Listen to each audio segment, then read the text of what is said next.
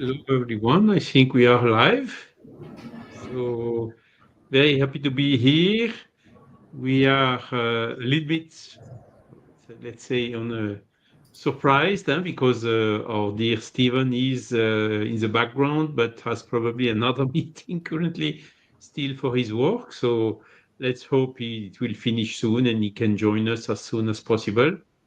So hello to everyone. Thank you for joining us. And today we are three. Our sister Elsa also is traveling in Brazil, so cannot join us. So we will see whether we can manage thanks to our dear Silvia, which is here. Hello, Silvia. How are you?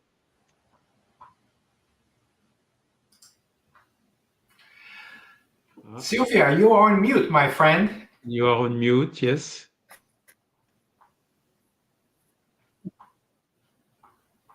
I can unmute it. No, it's... There you have it. We can hear you. Oh, there you go. Can you hear me? Yes, no, Oh, we can. I couldn't unmute myself. I'm so sorry. I beg your pardon. Good evening, Charles. Good evening, Dan. Good evening, everyone who will be with us today. Once again, we are here together to discuss another special subject, something very, very special for us. And I hope everyone will take part, ask questions, make comments, and it will be a very special day because today we're talking about the teachings of Jesus, which are extremely relevant for us at this moment in the world. So welcome and God bless. Nice to have you with Hello, us again, Dan. Dan. Thank you for Very having happy to be here again with you. Thanks for coming. How are you, Dan? Thank you very much for having me. I'm very excited to see you guys one more time. It's always wonderful to make some time for us to think about our spiritual life, so to speak, and to talk about important topics. This one is a very important one, I think, in many different ways. I think that our official title today is Living the Gospel, Spiritist Reflections on Jesus' Teachings. And I think there's a lot for us to unpack there. So I'm excited to be here with you today and be part of this conversation. Thank you so much, Dan. Okay, so I think let's start. So the Gospel is the third book Allan Kardec wrote after the Spirit's book and the Medium's book, 1857, with revision 1860 and 1861 for the Medium's book, and the Gospel 1863 for first edition and 65 second edition.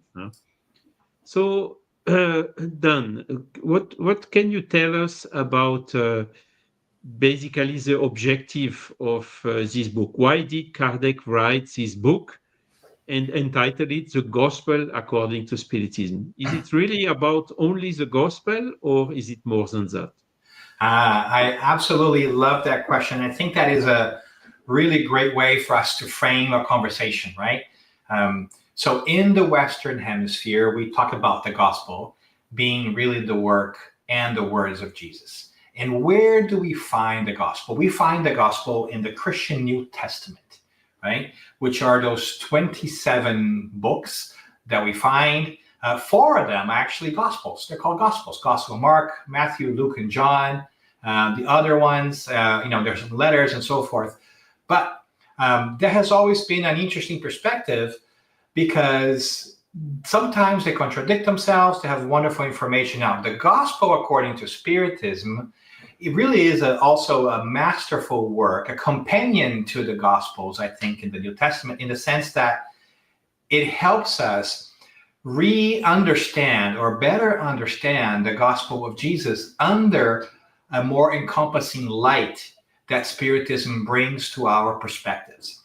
Once we begin to understand the spiritual world, reincarnation, mediumship, and all the things that Spiritism does such a great job at explaining to us, I feel like we can go back to the original Gospels and understand the words of this incredible spirit called Jesus in ways that are not only liberating, but way deeper and more profound.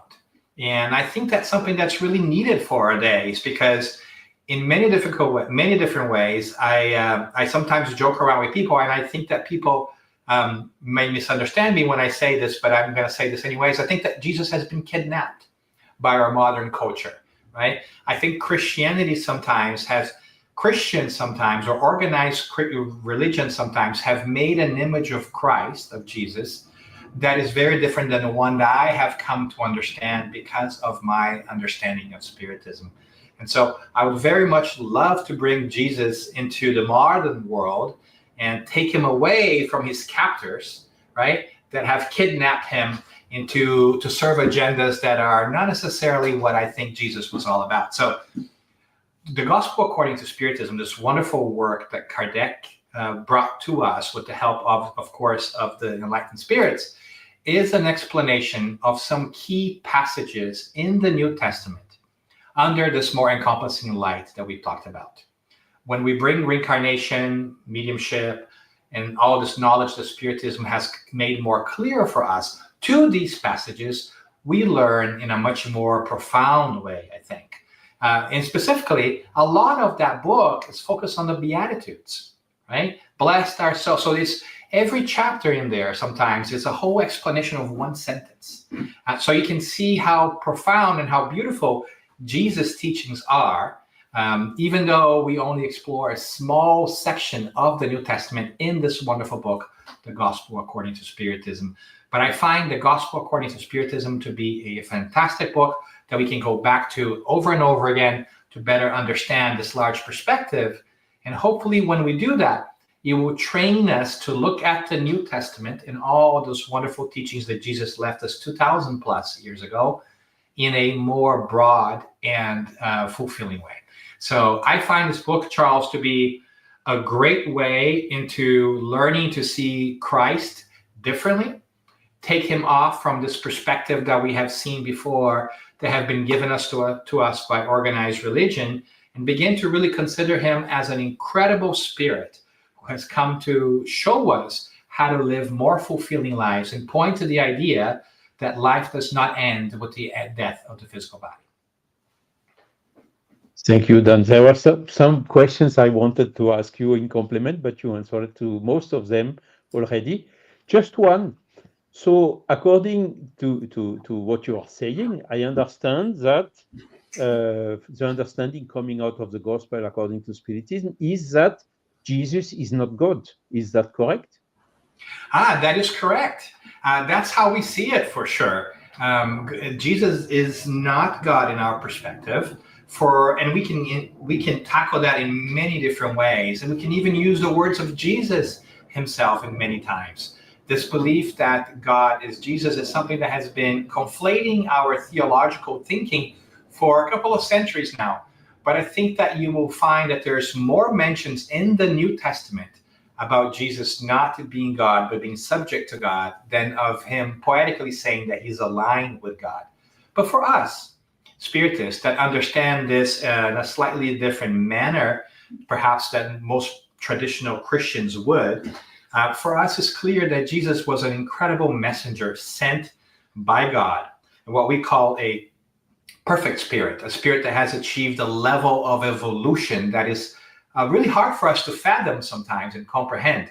And he has come to show us the way so that we learn to be closer to God. And so he is not necessarily God, but he's such a high spirit, such an evolved spirit, that I understand sometimes that people may want to think that he's God, because he's so far ahead of our comprehension that it's difficult for us to really separate sometimes. I mean, it's so hard for us to even know what God is, right? That's a whole different conversation about how can we think about an entity that is beyond our ability to comprehend it, right? But anyways, from my perspective, from where I'm sitting, it becomes a little bit clear to us that how we see that in Spiritism is not that Jesus is God, but Jesus is an incredible messenger coming from God to help us get there. Understood. Okay, very, very, very clear. And also, I think we could mention that Jesus is not a special creature of God. he has gone through the same way as we are going to now, but a long time ago. So with all this time lag, he had the time to progress much more. But one day we will also reach that level, correct?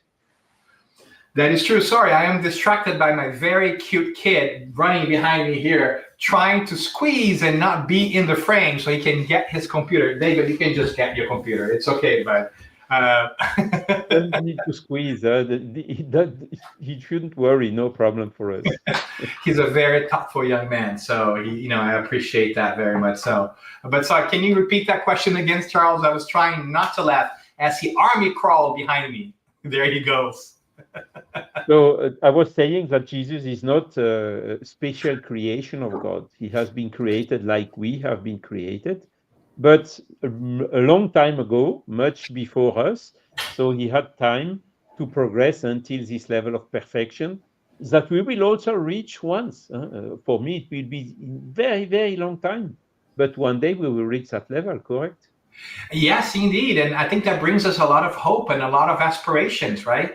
But it makes sense too, because I think in Spiritism, we'll begin to use our reason to see that it doesn't make sense that God would make special beings in creation. If we understand God to be kind and just and fair, then it wouldn't make sense that God would make some people better than others. We all start from the same starting place. It's just that our experiences over time, through many reincarnations, lead us to different levels of development and understanding of things. So with our perspective, what our Spiritist perspective, with these spiritual glasses, so to speak, that Spiritism gives us, we can understand that that we are all created simple and ignorant, and that through our own choices in many lifetimes, we evolve with time.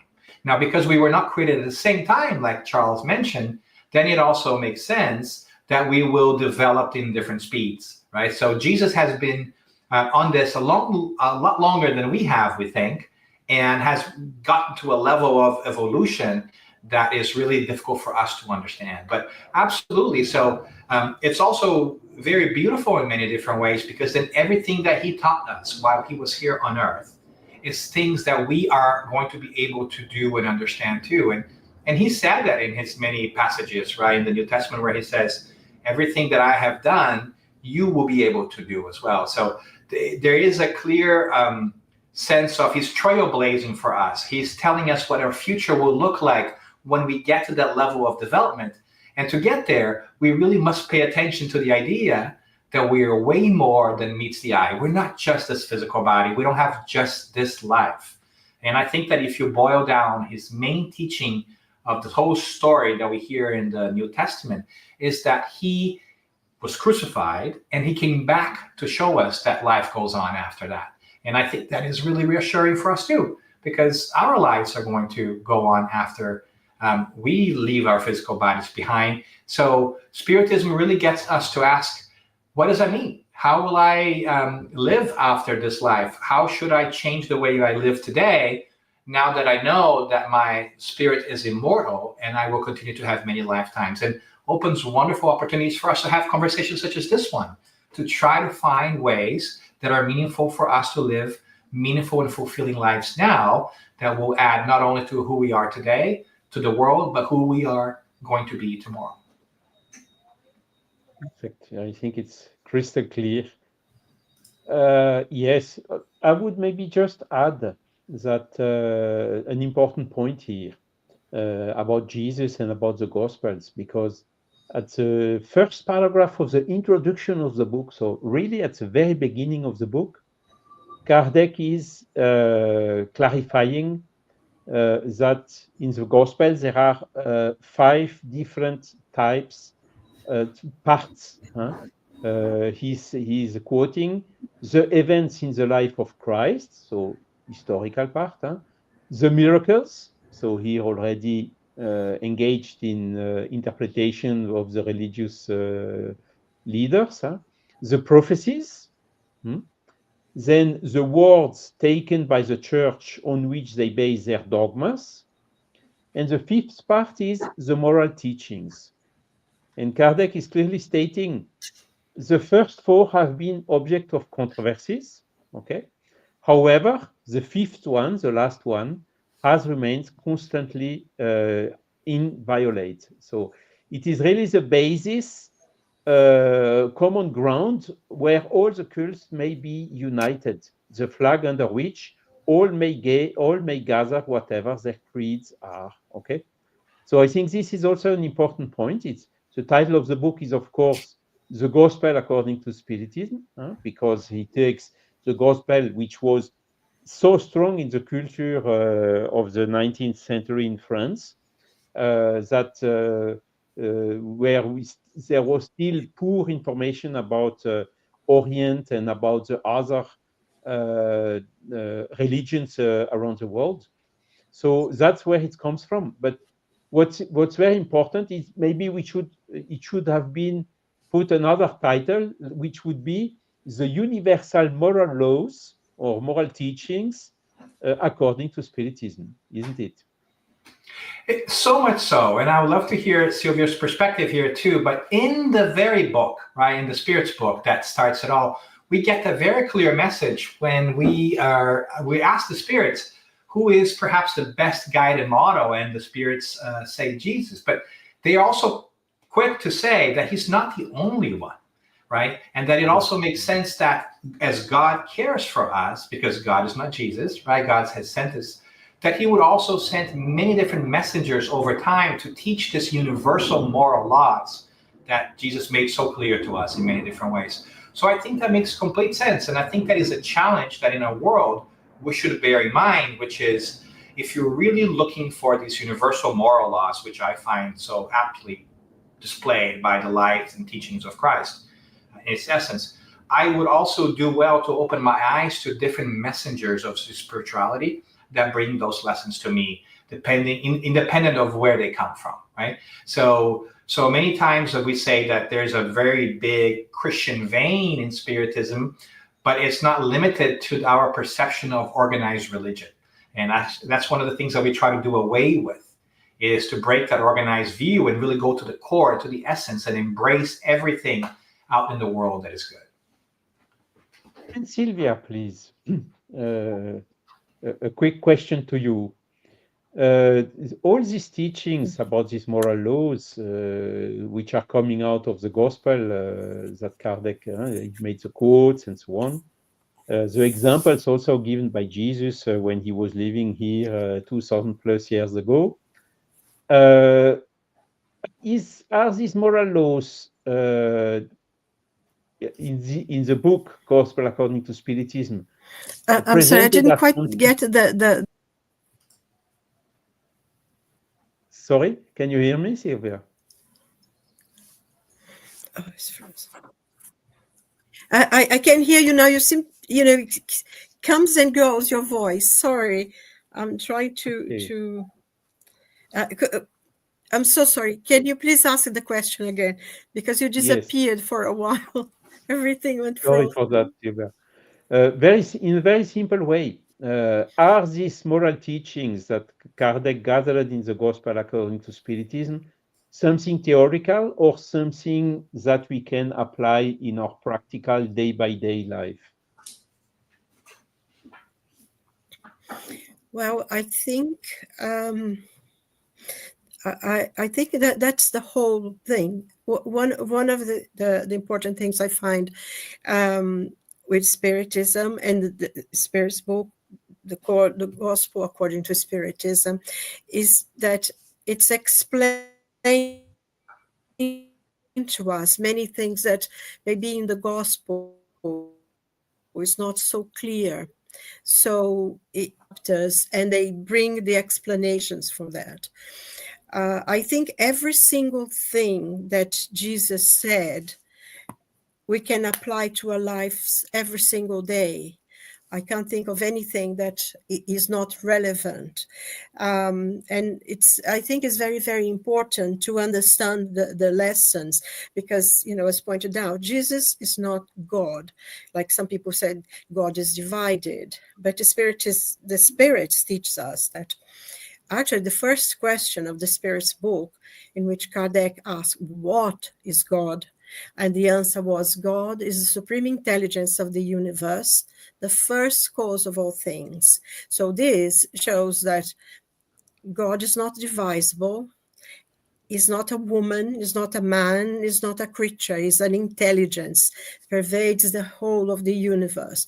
And Jesus, according to the book Genesis, which one of the book of the codification, he's an emissary of God. So everything he taught, and is very much, I think, it's very accessible to everyone. Either if you are a simple person, if you're a very educated person, and everyone can understand it very clear, unless they don't want to, because I think you can put the whole of the teachings, the whole body of teachings of Jesus into the phrase that he said himself: love God and love your neighbor as yourself, and do to others as you would they do to you. And I think this is, and he says, this is all the prophets. So Jesus himself said that this closes everything that the prophets that came before taught. And it's because if we could do that, if we could have the respect, we could give respect to other person that we want to receive, if we could have the kindness that we want to receive, I think the world would be very peaceful, would be very, very easy. And I think because sometimes things can be very difficult, and they make things into a very a lot of different words, and it's very, very simple, it's very accessible. I think many of the lessons of the gospel that we can see, and it's interesting when we go there, because some of the people that were considered the worst people were the ones that Jesus always welcomed. And I find that, a lot of in our society, we are so judgmental sometimes. We are so, filled with our own truth that we forget. And again, if you think about the story, because actually Jesus was an incredible storyteller. He taught everything through the stories, and that everyone could relate to. When he talks about the Samaritan, I mean, if you go to the learning, the Samaritans were despised people. They had these differences with a religious difference with the people from Jerusalem, and they were despised. And yet, one of the greatest examples of charity Jesus got from the Samaritan, when he says the priest passed by, the Levite passed by, and there was this man who had been attacked, was half dead, being robbed, and they just went by because, oh no, we can't touch that. I don't know who he is. He's not as good as we are. And the Samaritan stopped, took care of him, put him in his horse, took him to the hotel, took care of him, and when he left, he gave the money. He paid the innkeeper and said, take care of him while I'm away, and anything that you spend more, I will give to you when I come back. And, then again, another, it was the Roman soldier. I mean, we can't imagine, because sometimes in modern times, we cannot imagine how the things were, Romans as well. They were the invading people. They were dominating everything, and they were hated. And Jesus gives the Roman soldier as a symbol of faith, because the soldier comes, the centurion comes to Jesus and said, I have this servant, which I love very much, and he's very ill. And Jesus said, I go and heal him. And the man says to him, no, I'm not worthy that you come to my house. But if you say the word, he will be healed. And for that, it's quite a surprise for Jesus that someone who completely, is hated and detested by everyone, he says, no, if you say the word, he had such a faith. So he gives an example of faith. And I think also the woman, when they bring the adulterous woman to Jesus, and they're tempting him, and they are constantly tempting him and challenging him and say, the law says that this has to happen to her. And what did you say? And he dismissed them, and they keep insisting. And then with one phrase, he said to them, he among you have no sin, be the first to stone her. And everybody just laughed, because what he did, he brought them to their own conscience. And that is very, very important, because he teaches us to have faith, no matter what other people think, to not to judge anyone, because we don't know what is behind everything. Only God knows what's behind every action. And to to be charitable to whoever it is, and even sometimes when you're not going to be receive anything back. And I think this has the basis of Christianity as Jesus taught, and that's why it has survived the Inquisition, the persecution, the invasions, or trying to destroy other religions, trying to destroy Christianity. But the purity of it is the purity, because Jesus, as an ambassador, as the emissary of God, he was bringing this. So no matter what they do, this will never be destroyed. And I personally find lately that I don't know, my opinion, maybe you're totally wrong, don't say, but we are living very much an era of the Antichrist. No other religion has such attacks as we see in Christianity.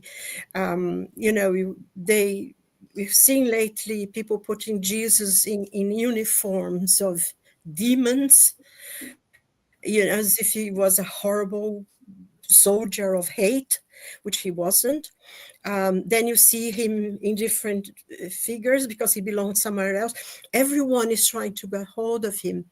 But the purity of his message is beyond, I think, is like something that Dan was saying, is almost beyond our understanding. And it is beyond our understanding, because, and I think a point that I find very interesting, that Spiritism teaches us that Jesus is actually the governor of our planet.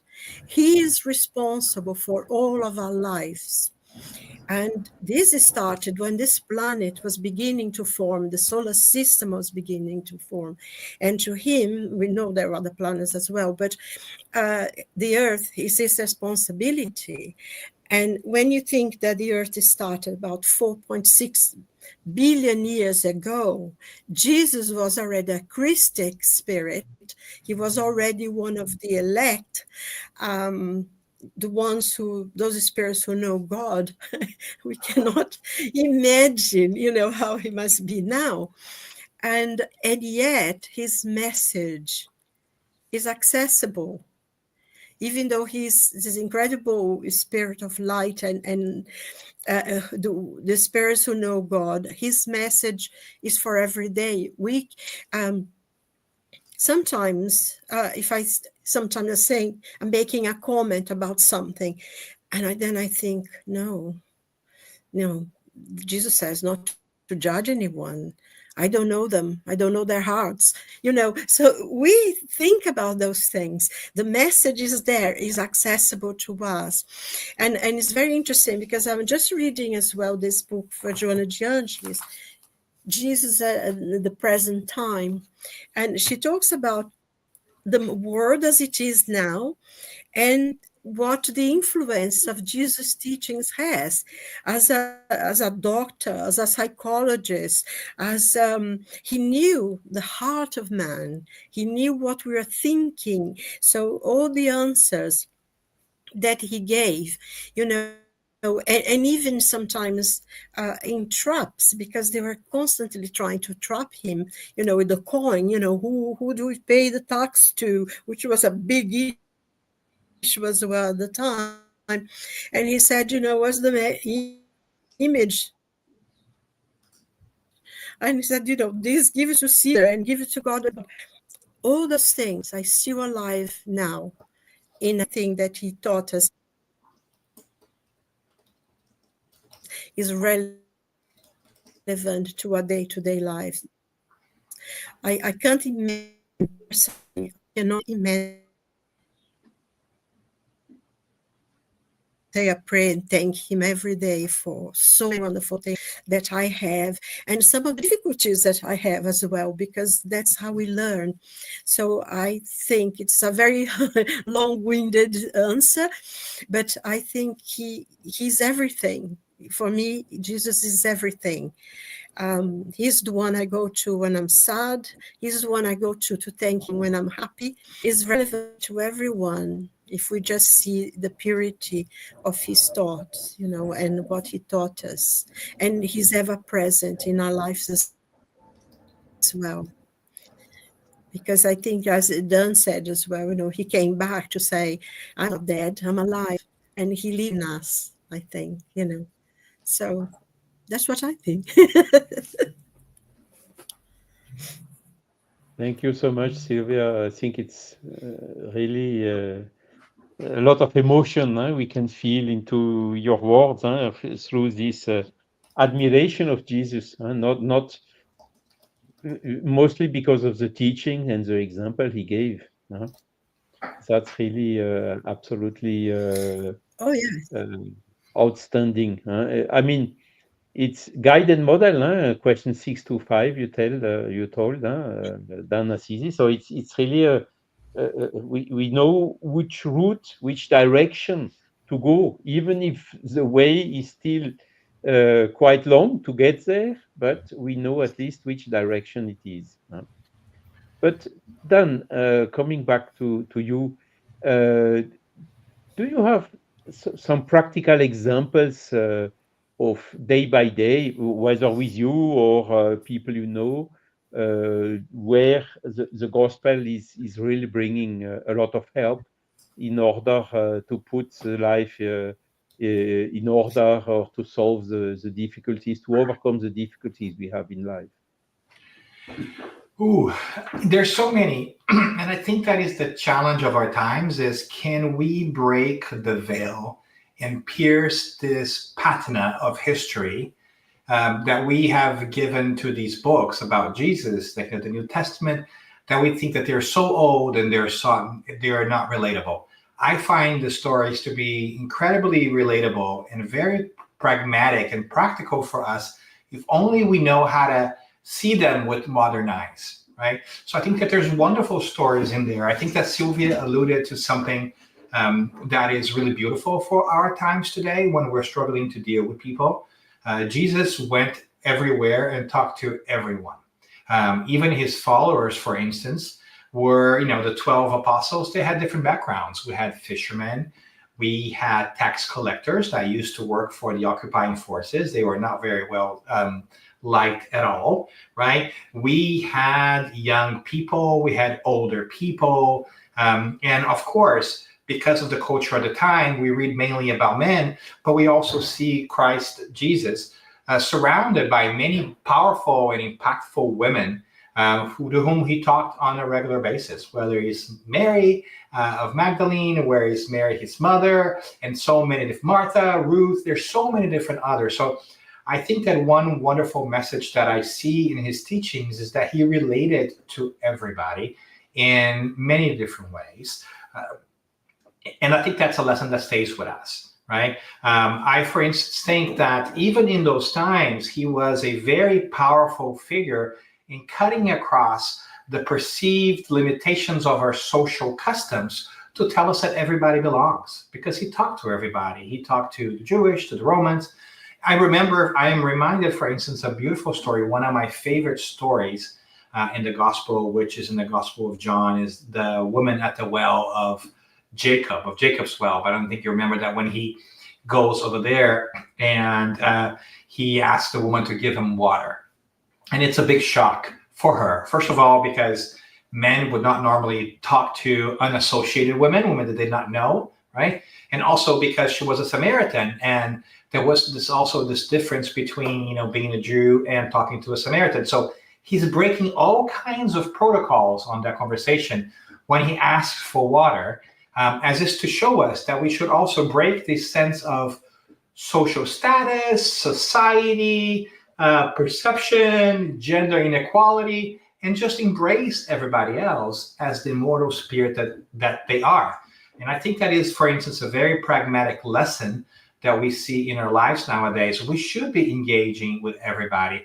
We should keep a diverse group of people that think differently than us, that have different experiences than us in our lives. And we should engage in conversations that really address not only the social stuff that we see, but our future as an immortal spirit, because he always spoke to the immortal spirit in us.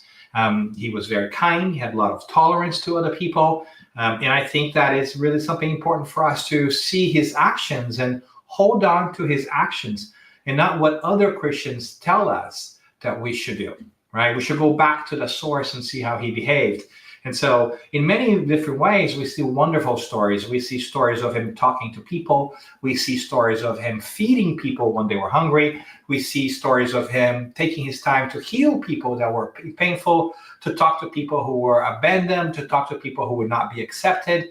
And I wonder if there is not lots of lessons for us to gather for our daily living about the way he lived. Can we live like he lived, or at least a little bit closer to that idea, right? And I think that is a powerful reminder for us that there's a lot more in there that we could get at than we do nowadays, if we're able to have eyes to see, like he would say, right? But let me turn it over to you, Charles, and say, what do you think is most impactful or most interesting in the life of Jesus, or also perhaps even in the Gospels explained by according to Spiritism?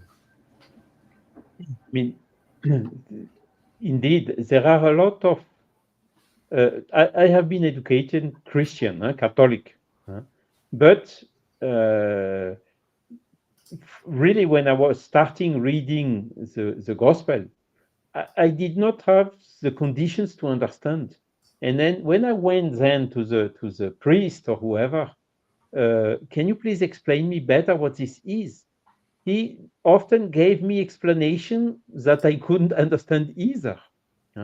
So basically, I turned somehow indifferent, saying, "Okay, well, it's something strange. They believe in it.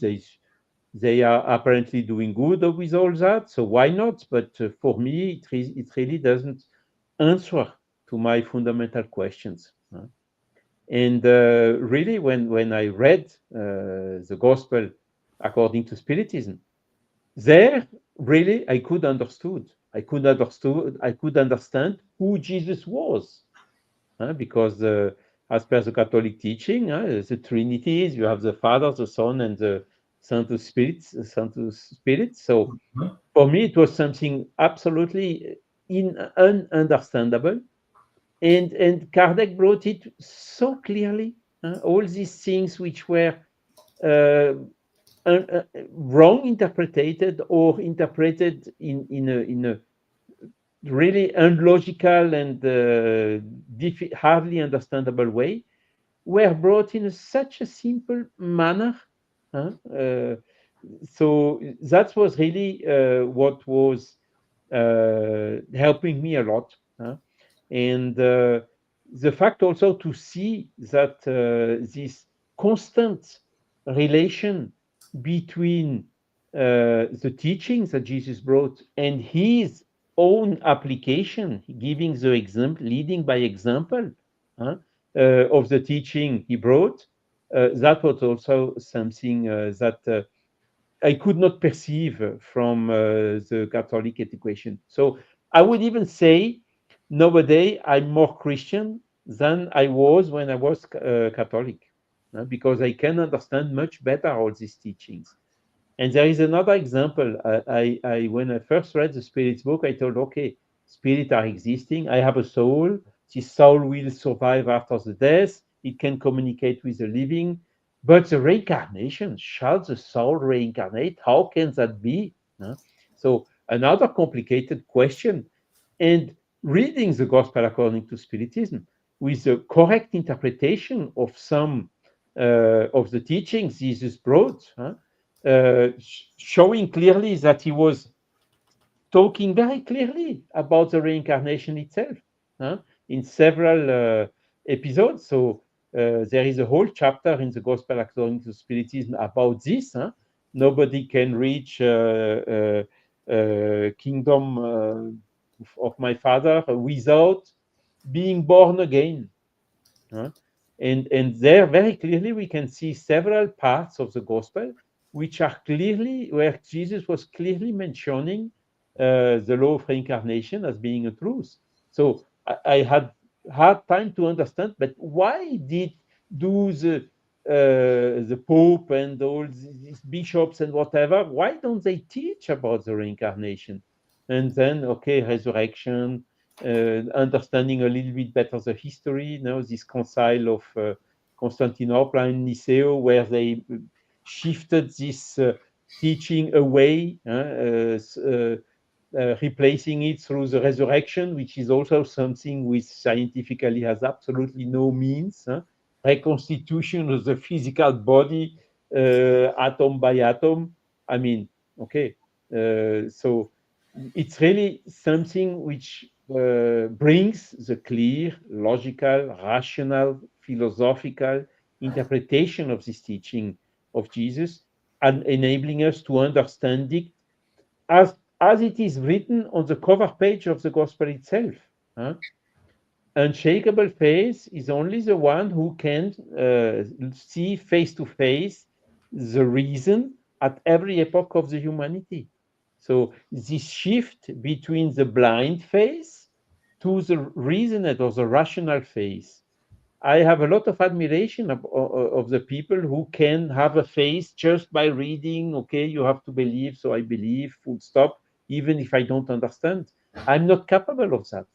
I need to understand something before believing into it, or believing unshakably into it, And this is really what this book brought to me. Then, of course, I would say also all these teachings that are useful for our day by day life. I mean, he's bringing teachings like, okay, do unto the other what you would like the other to do unto you. Love your neighbor as yourself, enabling us to understand so many things. How can someone who does not have self-esteem love the neighbor? This is not what Jesus asked. Jesus asked, love your neighbor as yourself. So if you don't love yourself, if you don't have this self-esteem, you hardly can love your neighbor. So, but as soon as you love yourself, you have to love your neighbor as well. Because when I love a lot myself and I don't love my neighbor, I'm selfish. So all these things are so crystal clear that at the end you think about, yes, I think he's really fundamentally right. So let's work on this, take the hammer and try to take out all this rubbish that we still bring from our ignorance from the past and replace it by these values in a autonomous, conscient, using our free will, and not being obliged to or looking for a recompense. So in a true disinterested way. So that's really what this book brought. And there is also something I would like to mention quickly. At the end of the book, the last 2 chapters are about prayers. So one chapter, 27, if I remember well, explaining how prayer works, how our thoughts are so important. On the earth, we cannot measure our thoughts. There is no apparatus, that physical apparatus, material apparatus that is capable of measuring the thought we have. So this explains what some people are very nice, very kind, very gentle, but their thoughts are really opposite. So it's hypocrisy. But reading this section, we understand that in the spiritual world, it's not like that at all, because our thoughts are building what we are in the spiritual world. Our spiritual body, our thoughts are directly readable by the other spirits, in particular the ones which are more advanced than ourselves. So it's also a fundamental teaching. We will have to go to that situation. So hypocrisy, it will be a shame for us. It will be very hard in front of our conscience we are somehow naked. We cannot hide anything anymore.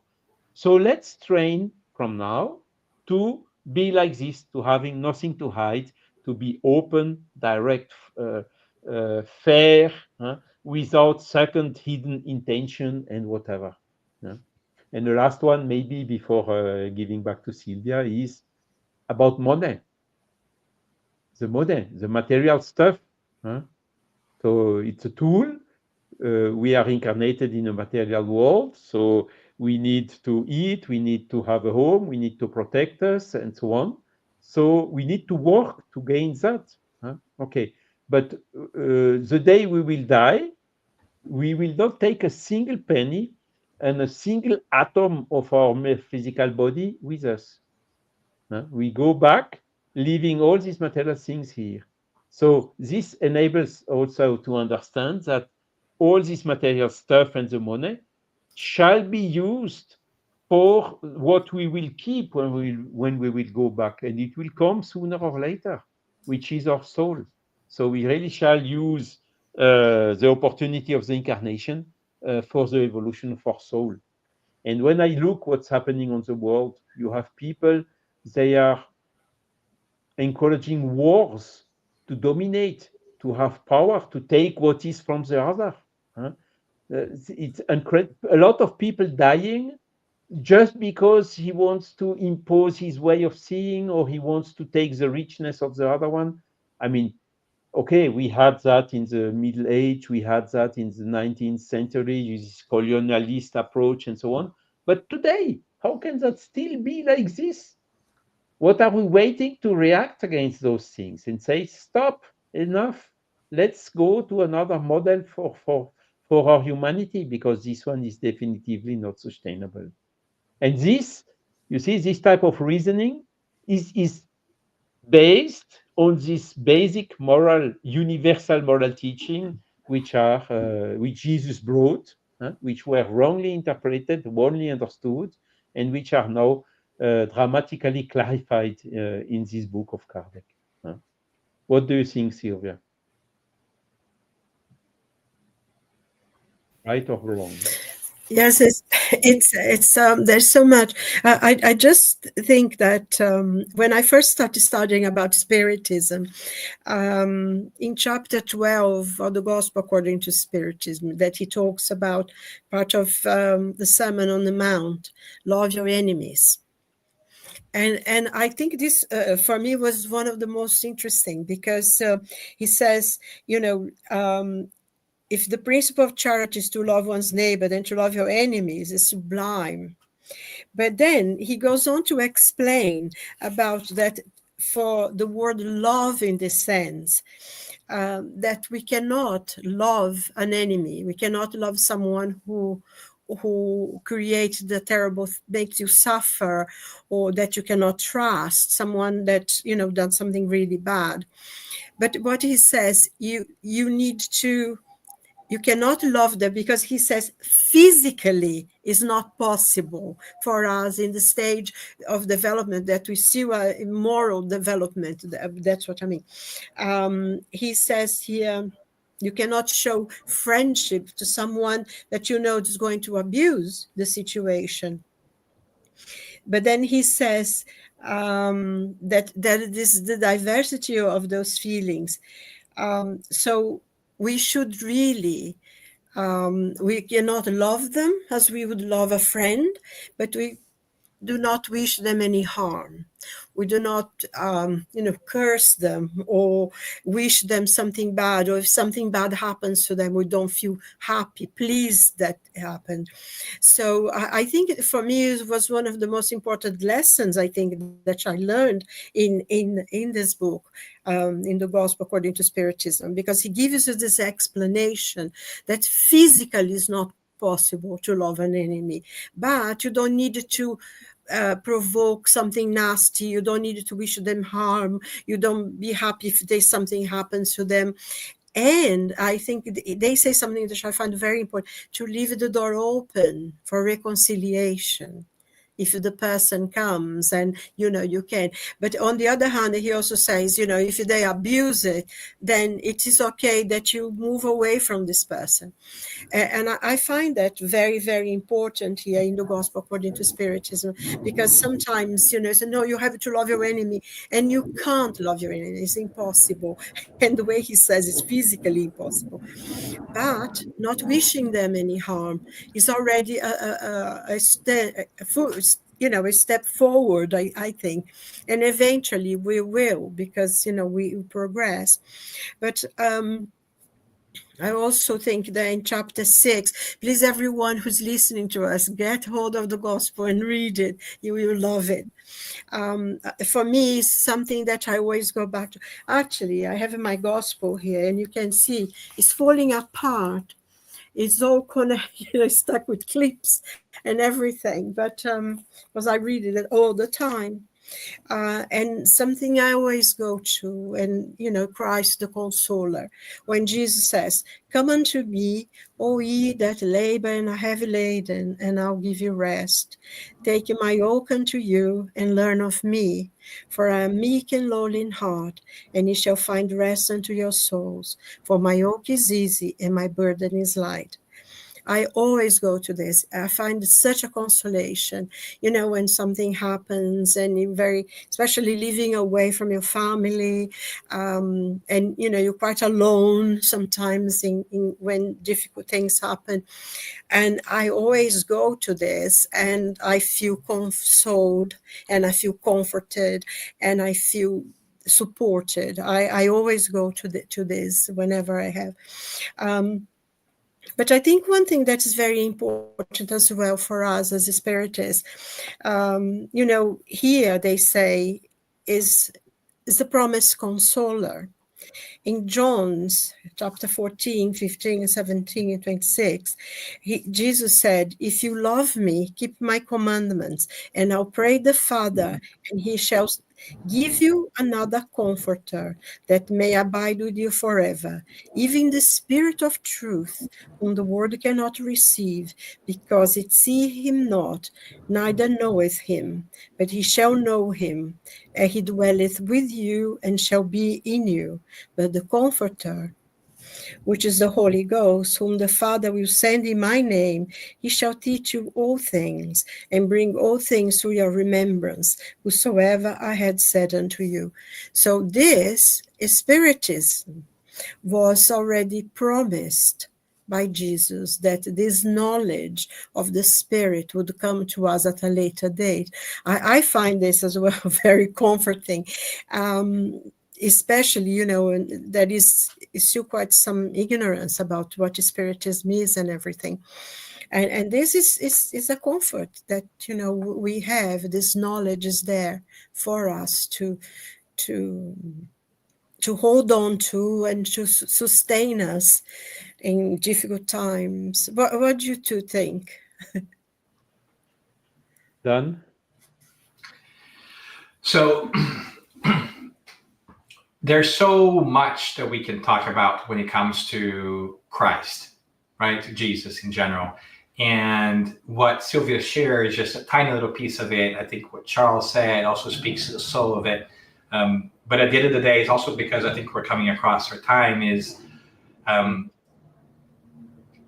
feels like Jesus is such a misunderstood figure in our times, that we have let others define what Jesus is to us, because we've heard from others about what they think Jesus is and what they think Jesus' teachings are. And I think the invitation of the moment is for us to try to find for ourselves what his life was like and what his teachings are like. The Gospels explained by Spiritism is a great way of thinking about those teachings in a broader sense. But if you want to go back to the source of the New Testament and dive into that, I think that it will be wonderful. Not only for us to think about what he has done, but how he lived. I think by example, and it's perhaps one big takeaway that I take when I have taken the time to study his life a little bit more, is that not only he spoke about things, but he also did them. And I think that is very telling for us, which leads me to an overwhelming question and a fundamental one too, that oftentimes I ask even of myself, which if we want to be more Christian, we have to be more Christ-like. And to be Christ-like, we need to understand his life and his proposal for life and his perspective. And that's one of spirituality, one of immortality of the soul, and thinking about ways in which we live in this world, but we're not of this world. That we're here temporarily as part of our evolution, but that's not who we are in our entirety. So to dive deeper into his teachings, to what he spoke about and how he spoke about them, and what he promised us and what he told us was going to happen and how he suggested we live, are incredible things to do, and enough for learning for not only one lifetime, for many lifetimes. So I think it's fascinating that we can engage with this, and hopefully people will feel inspired to find their own Jesus, their own interpretation of Jesus through their readings, and not just through other people say. And I think that is a lesson that when I brought that into my life, transformed the way I think about spirituality, about life, about the figure of Jesus. And I hope that sincerely we can continue to have conversations such as this one that lets us peek behind the curtain of a Jesus that was kidnapped by others for different agendas, and that we can make our own if we only take the time to get to know Jesus and his teachings. Yeah, thank you, Dan. And really, again, I stress that these moral laws that Jesus taught and gave example are universal, because we find them wherever. We find them in the Quran, we find them in the Vedas, we find them in Buddhism, we find them in Taoism. Not exactly the same word by word, but exactly the same idea, the same principle. And this is also something I had the huge opportunity to participate to the Millennium World Peace Summit in year 2000 in UN in headquarters in New York, where several hundreds of leaders of spiritual movements and religions were gathered, and all them signed a commitment with some excerpts, very limited, but on which everybody agrees. So I think this is also a very positive message that on the essential things, everybody agrees. Most of the people agree. What makes differences is, okay, I have to pray like this, the other one prays like that. One is with white clothes, the other one is with black clothes, and so on, and so on, and so on. But on the essential things, these universal moral laws, we all agree. So Kardec was fundamentally right, saying this is really the ground on which we all can unite, join our efforts, and act and work for peace, for having a sustainable future for the humanity on this planet. Okay, so I think we have seen most of the. We are already reaching the end. Unfortunately, Stevan could not join. He must be busy in another meeting for his work. So I have not the tool here to share screen and even I don't have the slides of the announcements. The only announcement I can do is next week we will have the next book, which is the fourth one of Kardec, which is entitled Heaven and Hell.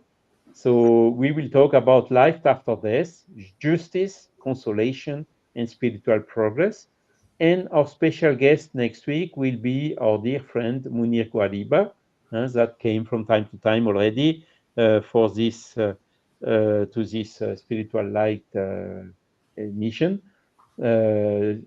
It's one book which is not so known, but it is really excellent. I would even say one of the best ones that helped me also a lot in my journey until now in this current incarnation. Okay, Silvia, some final words? Okay, just thanking you two and everyone with us, talking about the gospel according to Spiritism, and I recommend that everyone, you can get it for free, the internet and everything. Go and read it, because it can be very, very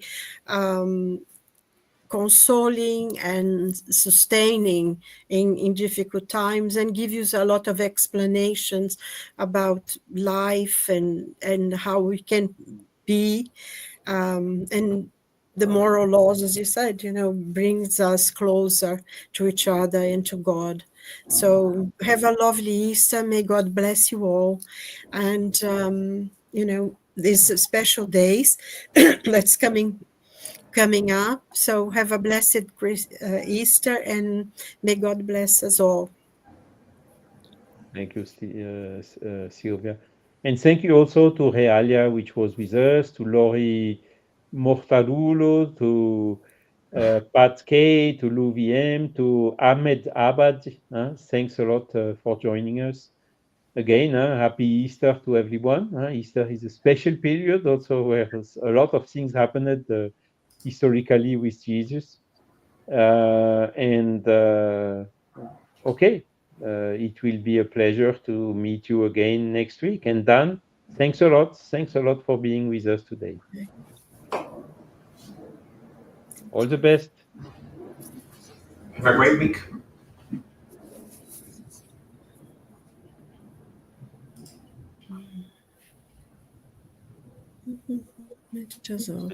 Stevan is capturing, because only he, I think, can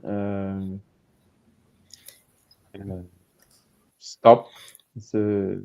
Yes, Okay. we can put ourselves out of. Okay. Bye, Charles. Bye bye. Bye, Yes, everyone. all the best. God Good bless. night. God bless.